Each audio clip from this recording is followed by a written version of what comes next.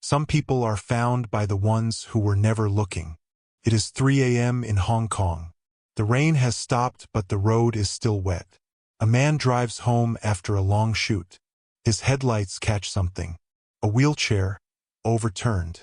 Beside it, a little girl, no older than 8, lying in the dirt, soaked, unable to move. She screamed for hours. Nobody stopped. He pulls over, kneels, lifts her gently, wraps her in his jacket.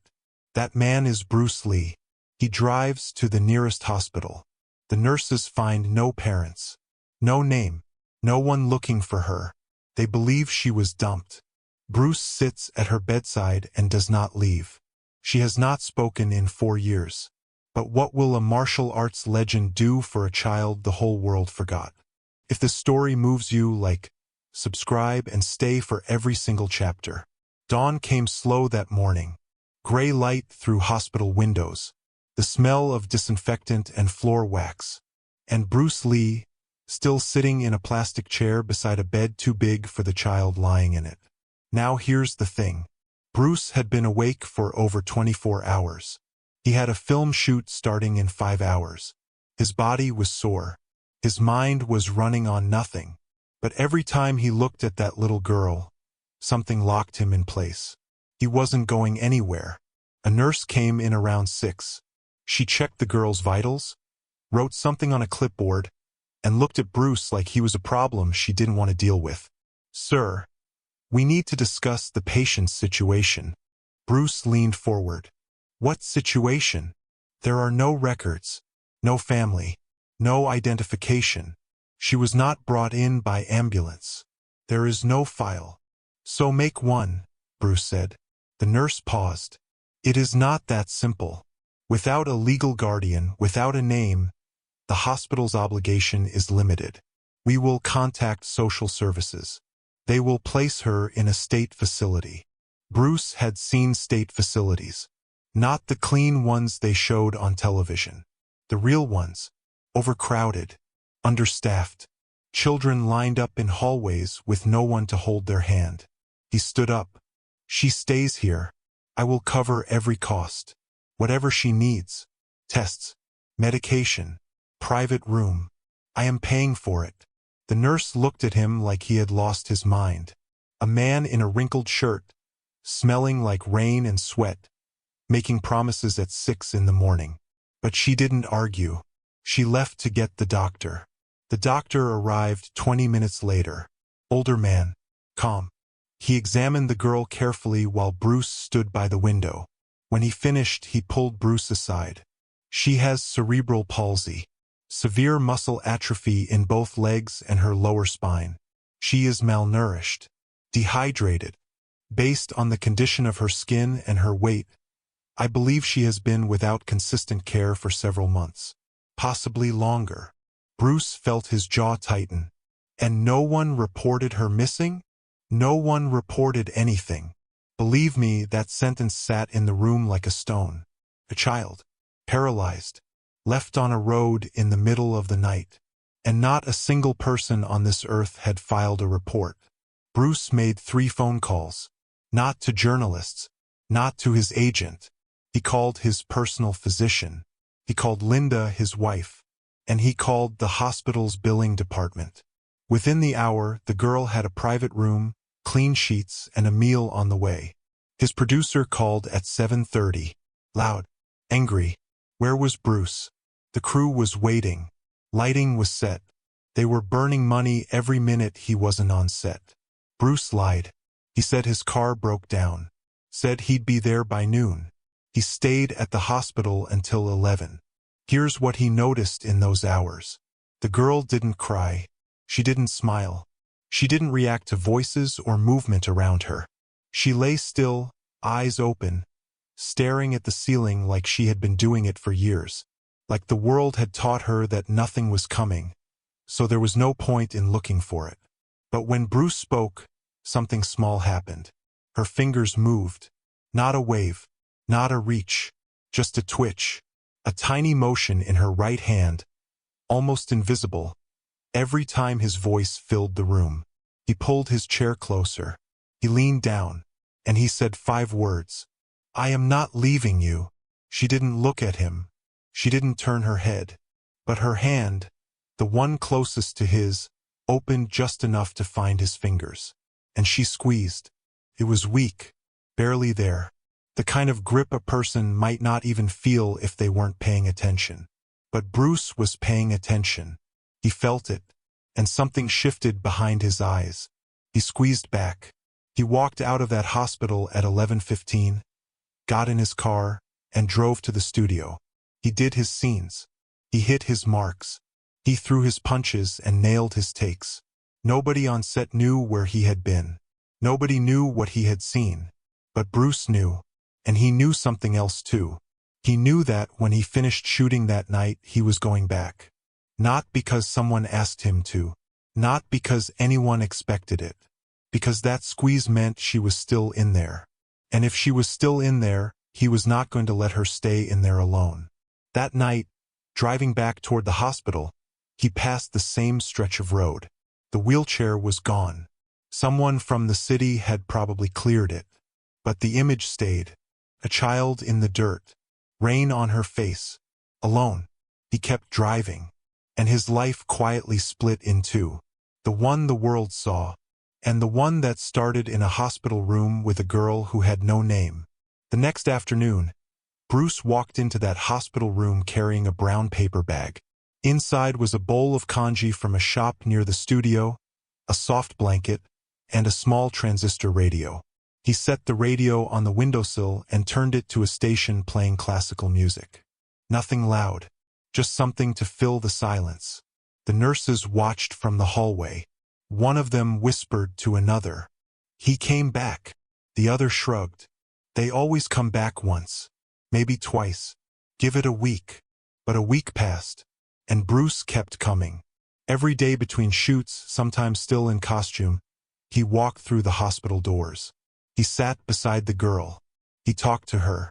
Not about anything important. Just talked. About the weather. About a bird he saw outside the studio. About a joke one of the stuntmen told that wasn't even funny. He spoke like she could hear every word. Like she was choosing not to answer, and that was fine. Now get this. On the 5th day, Bruce did something no one expected. He got down on the hospital floor, right on the cold tile. He sat cross-legged next to her bed, took her hand, and started showing her how to breathe. Not regular breathing. Martial arts breathing. Diaphragm work from Wing Chun training. Slow inhale through the nose. Hold. Release through the mouth. Control the body from the center out. He moved her hand to his chest so she could feel the rhythm. In. Hold. He did it again. And again. And on the 4th try her chest rose. Just slightly. Just a fraction more than before. But it was deliberate. She was trying. Bruce smiled. Not the big movie star grin. A small one. The kind a father gives when his child takes a first step. He came back the next day with a piece of paper. Hand-drawn. A simple diagram of the breathing cycle. Arrows showing the direction of airflow. Stick figures demonstrating posture. He taped it to the wall beside her bed where she could see it. The staff started noticing changes. Her color improved. She was eating more. Her eyes tracked movement in the room. Small things. But in a child who had been essentially shut down for years, small things were everything. Bruce's wife Linda came to the hospital on the 8th day. She hadn't planned to. Bruce hadn't asked her. She came because she could see it in his face every night when he got home. Something was pulling him, and she needed to understand what it was. She walked into the room and stopped. The girl was lying on her side, Bruce on the floor beside her, guiding her arm through a slow circular motion. A martial arts form. Simplified. Gentle. The girl's arm was limp, but Bruce moved it with patience, repeating the motion like it mattered, like she would one day do it on her own. Linda sat down without a word. She watched for 10 minutes. Then she looked at Bruce and said, "How long are you going to do this?" Bruce didn't stop the motion. "Until she doesn't need me to." Linda nodded. She didn't argue. She didn't ask about the press or the schedule or the money. She reached over and brushed the hair from the girl's forehead. The girl's eyes moved to Linda's face. And for just a second, something flickered there. Not a smile. Not recognition. But attention. Someone new was being gentle with her. And she noticed. From that point on, Linda came to. Not every day, but often enough that the girl began to expect her. Began to look toward the door when it opened. Meanwhile, something else was happening. Something Bruce didn't know about. A hospital administrator, a man named Chung, had noticed the visits. He noticed Bruce Lee walking in and out of the building every day. He noticed the private room, the special meals, the attention from senior doctors. And he made a phone call. Not to Bruce. Not to the hospital director. To a reporter at a local tabloid. Chung didn't give details. Just enough to spark interest. A famous martial arts star. A mystery child. Daily visits. No public explanation. The reporter wrote it down and said he'd look into it.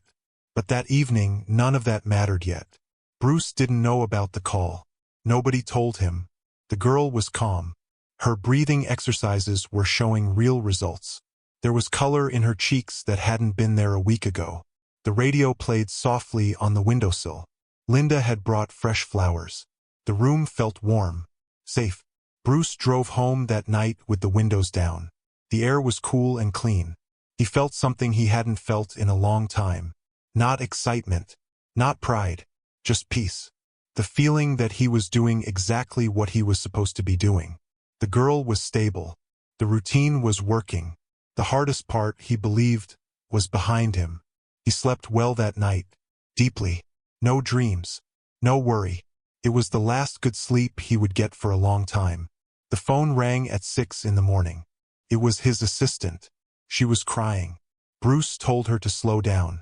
Take a breath. Say it clearly. She read the headline out loud. Bruce Lee's secret hospital visits. What is he hiding? And just like that, the whole thing changed. The fight was no longer about saving a little girl. It was about saving himself. Bruce grabbed the newspaper on his way out the door. Front page of the tabloid. His name in bold. A photograph of him walking into the hospital, taken from across the street. The article didn't accuse him of anything directly. It didn't have to. It asked questions. Why was Bruce Lee visiting a hospital every night? Who was the unnamed child? Why had he told no one? Why the secrecy? The tone did the rest. Every sentence was shaped like a blade, designed to make a reader think the worst without the paper ever having to say it. By 8 o'clock, Bruce's phone had not stopped ringing. His agent called first, then his producer, then his lawyer, then 2 studio executives he had never spoken to before. The producer was blunt. We are 3 weeks from finishing this picture. If the story gets bigger, the investors will pull out. Do you understand what that means? Not just for you. For every person on that crew. Bruce understood. He said nothing. His agent was next. Release a statement. Today. Distance yourself from the girl. Say you made a charitable donation and move on. This goes away in 48 hours if you handle it right. Bruce hung up. Now here's the thing. He could have done exactly that. One statement. One press release. A carefully worded paragraph that reduced the whole thing to a tax-deductible donation. The story dies. The film continues. His image stays clean. It was the smart move. Every person in his life was telling him to make it. But Bruce drove to the hospital instead. When he arrived, he felt it immediately. The atmosphere had changed. The nurses who used to smile at him barely looked up. The receptionist asked for identification, something she had never done before. A security guard stood near the hallway leading to the girls' room, not blocking it, just standing there, present. Bruce walked past him and opened the door. The girl was in bed, same as always. But something was different. The flowers Linda brought were gone. The blanket Bruce had given her was folded at the foot of the bed, not covering her. The radio was unplugged. He found the head nurse in the corridor. What happened to her room? The nurse avoided his eyes. Mr. Lee, the hospital has received inquiries from the press. We have been advised to limit special accommodations for patients without legal guardians. Who advised you? Administration. Bruce felt his chest tighten. He knew. The administrator, Chung. The man had not just sold the story. He had started pulling back the girl's care to cover his tracks. If the room looked ordinary, there was nothing for a reporter to photograph. Nothing to confirm the story. Bruce went straight to the administration office. He did not knock. He walked in and stood in front of Chung's desk. "You called the paper." Chung leaned back in his chair. "I don't know what you're talking about. You are going to transfer her care to me today. Full medical files. Full records. I am moving her to a private clinic." Chung shook his head. "That is not possible. She has no legal guardian. No one has authority to authorize a transfer. Then I will become her legal guardian." Chung stared at him. "Mr. Lee, do you realize what that will look like? Given the current situation." "I don't care what it looks like." Bruce left the office and called his lawyer from the parking lot. He explained the situation. The lawyer listened and then said what Bruce already knew. Filing for temporary guardianship right now, in the middle of the story, will be the biggest headline of the week. Every outlet will pick it up. It will look like you're trying to control the narrative. Or worse. Bruce said, "File it today." The papers were submitted by noon. By evening, a second article appeared. Worse than the first. A longer piece. More insinuations. Unnamed sources from the hospital staff suggesting Bruce had been secretive, aggressive, demanding special treatment. The article never said anything illegal happened. It never had to. It painted a picture and let the reader finish it. Bruce's lead investor called that night. The money was frozen. Production was paused. Not canceled. Paused. The word was chosen carefully, but Bruce knew what it meant. One more headline and the film was dead. Linda met him at the door when he got home. She had read everything. Reporters had come to the house that afternoon. She had closed the curtains and kept the children inside. She looked at him. "What do we do?" Bruce sat down at the kitchen table. He put his hands flat on the surface. He was quiet for a long time. "I am not walking away from her." Linda sat across from him. She didn't say it was the wrong choice. She didn't say it was the right one either. She just reached across the table and put her hands on top of his. Outside, a car sat parked across the street. Engine off. A man in the front seat with a camera on his lap. Waiting. 3 days passed. The story grew. 2 more papers picked it up. A radio host spent 15 minutes speculating on air about what Bruce Lee was doing at that hospital. Nobody called it what it was. A man helping a child. They called it a mystery, a scandal, a secret, because those words sold papers and secrets kept people listening. Bruce's lawyer called on the 3rd morning. The guardianship petition had been received by the court. A hearing was scheduled. But there was a complication. The hospital had filed its own report, recommending the child be placed in state custody. Chung's doing. If the court sided with the hospital, Bruce would lose access entirely. That was the moment Bruce made his decision. He called a press conference. Not through his studio. Not through his publicist. He made the calls himself. He booked a room at the Peninsula Hotel. He invited every outlet that had run a story. Every one of them. His agent begged him not to do it. "You are walking into a firing squad." Bruce said, "Good. Then they can hear it from me." The room was packed. Reporters shoulder to shoulder. Cameras lined up along the back wall. Flashbulbs already popping before Bruce even entered. Linda stood beside him. She wore no makeup. She had not slept. But she was there. That mattered more than anything else in that room. Bruce stood behind the microphone. He did not read from a script. He did not smile. He looked directly at the reporters and spoke. 3 weeks ago, I was driving home at 3 in the morning. I found a child on the side of the road. She was lying in the dirt next to an overturned wheelchair. She was soaked. She was paralyzed. She had been there for hours. No one stopped. The room was silent. I stopped. I picked her up. I took her to the hospital. She had no parents. No name. No records. No one on this earth was looking for her. I stayed. I paid for her care. I visited her every day. That is what happened. That is all that happened. A reporter raised his hand. Why the secrecy, Mr. Lee? Why not make a public statement from the beginning? Bruce looked at him. Because she is a child, not a headline. I did not owe the world an explanation for helping a little girl. Another reporter. There are suggestions from hospital staff that your behavior was unusual, demanding, that you insisted on special treatment. I insisted she be treated like a human being. If that is unusual, then something is wrong with the hospital. Not with me. The room shifted. You could feel it. The accusation in the air started to thin. Reporters glanced at each other. A few lowered their pens. Linda stepped to the microphone. She hadn't planned to speak, but she leaned in and said, I have been to that hospital. I have seen that child. She has no one. My husband gave her someone. If you want to make that a scandal, that says more about you than it does about him. Nobody asked another question after that. The conference ended. Bruce and Linda walked out together. Now, if the story has been sitting with you the way it sat with me, if something about a man refusing to let go of a child the world forgot has stayed in your chest, I want to ask you something. Subscribe to this channel. Not for me, for stories like this one. Because what happened next is the part nobody saw coming. Bruce went to the clinic that evening. The girl had been transferred 3 days earlier. Once the guardianship petition gave him temporary legal standing.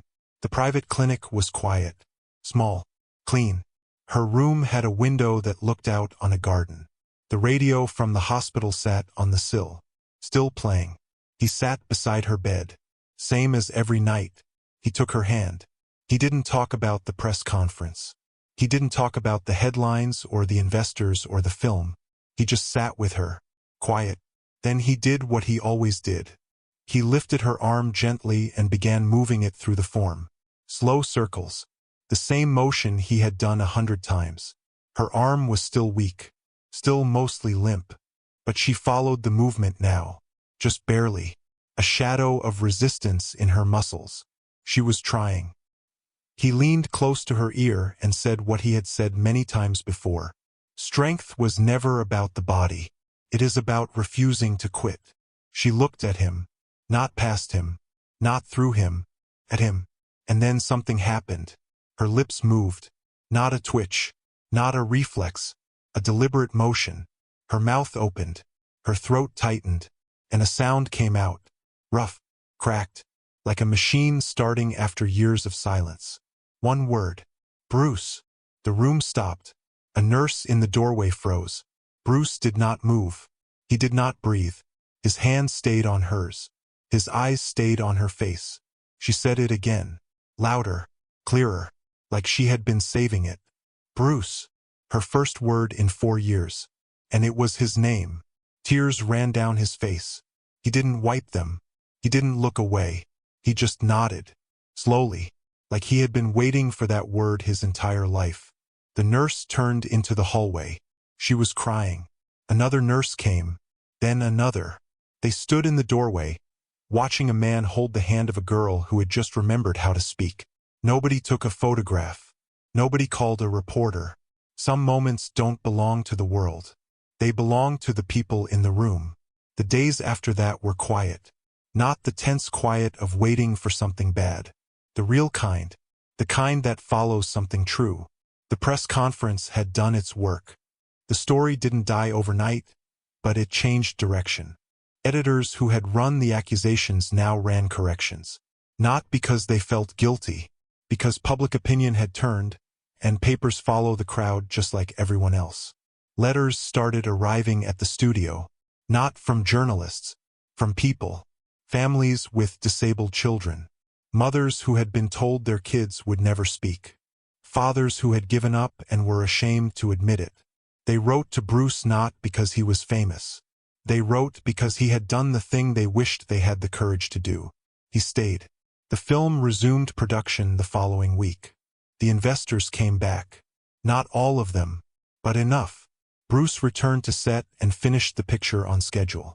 He didn't miss a single day, but everyone noticed something different about him. He was quieter, more deliberate. He still moved like lightning when the cameras rolled, But between takes he sat alone, thinking. His focus had shifted. The movie mattered, but it wasn't the thing that mattered most anymore. The guardianship was approved by the court 32 days after Bruce filed the petition. The judge reviewed the medical records, the hospital's report, the testimony from doctors and nurses at the private clinic. He asked Bruce one question. "Mr. Lee, why are you doing this?" Bruce answered without hesitation. "Because no one else is." The judge signed the papers. Bruce walked out of the courthouse with legal responsibility for a child who, 6 weeks earlier, had been lying in the dirt on the side of a road with no name and no one coming for her. He gave her a name, May. It means beautiful in Cantonese. Linda chose it. She said every child deserves a name that tells them what they are, not what happened to them. May never walked. That part of the story doesn't change. Her legs never recovered. The damage was too old, too deep. Doctors were honest about it from the beginning, and Bruce never pretended otherwise. He never promised her a miracle. He promised her something better. He promised her he would be there. And he was. Every evening after shooting, Bruce drove to the clinic. He sat on the floor beside her bed. He moved her arms through the forms. Slow circles. Controlled breathing. In. Hold. She followed now. Not perfectly. Not fully. But with intention. With effort. Her muscles were still weak, but her spirit was not. She tried every single time. And every single time, Bruce was right there beside her, matching her pace, never pushing too hard, never pulling away. He started teaching other children at the clinic. Kids with different conditions, different limitations, but the same look in their eyes. The one that said nobody expects anything from me, so why should I expect anything from myself? Bruce changed that look. Not with speeches. Not with philosophy, with presence. He showed up. He got on the floor. He breathed with them. He moved with them. And slowly, one by one, they started trying again. He never called the press. He never invited cameras. He never mentioned it in interviews. The world knew Bruce Lee as the man who could break boards with his bare hands, who moved faster than the eye could follow, who built an empire out of discipline and will. That was real. All of it. But it was only half the story. The other half happened on a clinic floor every night. A man sitting cross-legged beside a little girl, patiently guiding her arms through forms she would never fully complete, teaching her that strength was never about the body. It was always about refusing to quit. 6 months after that night on the road, May could speak in short sentences. Her vocabulary was small, but it was hers. She said good morning to the nurses. She said thank you when they brought her meals. She said Linda when Bruce's wife walked through the door. And every single time Bruce entered her room, before he even sat down, before he even took her hand, she said his name. Clear. Strong. Like it was the most important word she knew. Bruce kept the jacket. The one he had wrapped around her that first night. It sat folded on a chair in her room at the clinic. He never washed it. Never moved it. It stayed where she could see it. A reminder. Not of where she came from. Of who came for her. Linda brought the children to meet May on a Sunday afternoon. Bruce's son Brandon was young, full of energy, and didn't understand why the girl in the bed couldn't play with him. He stood beside her and held up a toy car. May looked at it. Then she looked at him. And she laughed. It was small, rough, more air than sound. But it was a laugh. The first one any of them had heard from her. Brandon grinned and put the car on her blanket. "You can keep it," he said. May closed her fingers around it and held on. That moment broke something open in the room. Linda covered her mouth. Bruce turned toward the window so no one would see his face. But everyone saw. And no one said a word. Because sometimes the best thing you can do for a man who is holding the weight of the world is pretend you don't notice when he sets it down for a second. The clinic staff later told Bruce that May kept the toy car on her bedside table next to the radio. She held it every night before she fell asleep. A small thing. A plastic car from a boy who didn't think twice about giving it away. But to May, it meant she belonged to someone. She was part of something. A family had opened its door and she was inside it. One night, months later, Bruce drove home along the same road. 3 in the morning. Same stretch of pavement. Same darkness. The spot where the wheelchair had been was just a patch of wet asphalt now. Nothing there. No marker. No sign. Just a road. He slowed the car for a moment, looked at the empty space, and then he kept driving. He was not the same man who had driven that road 6 months ago. That man had been tired, focused on his career, thinking about the next scene, the next fight, the next project.